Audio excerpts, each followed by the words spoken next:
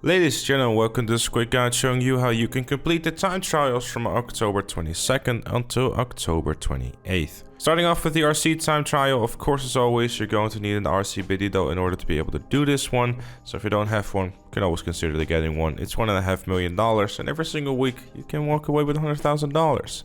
Now the time trial itself isn't really that difficult. As always, checkpoints are very generous in this one, so if you're looking what I'm doing on screen, you should be totally fine. Try to maintain your speed in terms of like not going too quickly, especially with those little micro bumps here and there you have inside of this one.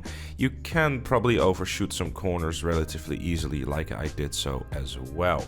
Don't worry too much, you got about 10 to 15 seconds to spare, so just take your time with this one and you should be totally fine really. There isn't really much I can say in terms of tips and tricks other than try to keep your speed in check and don't try to go full throttle everywhere because it will do you more harm than good.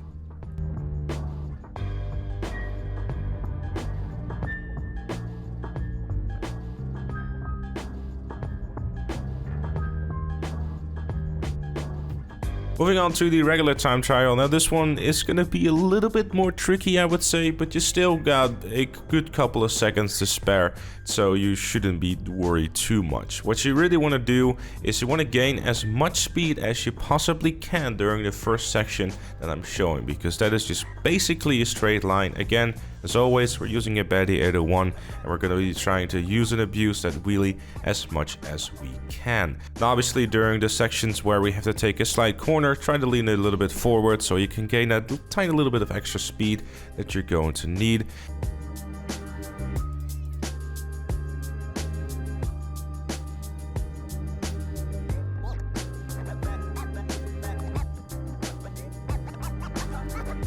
And then it's basically just try to cut off through this gas station here and then try to continue following this road.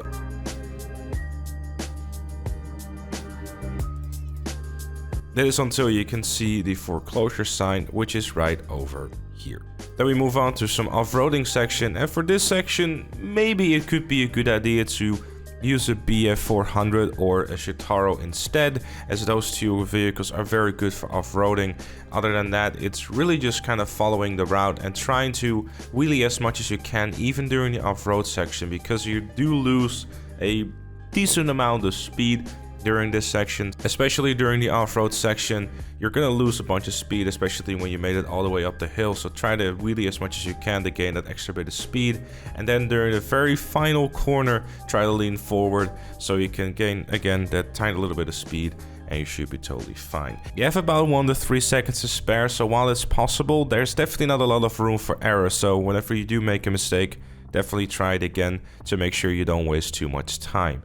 If you don't know how to do that, holding triangle is your best friend. You know also is my best friend? Ripstakes, of course. And I'm not saying that because he's a tier 3 member. Join him and all the other fellow members by becoming a member by clicking the join button down below.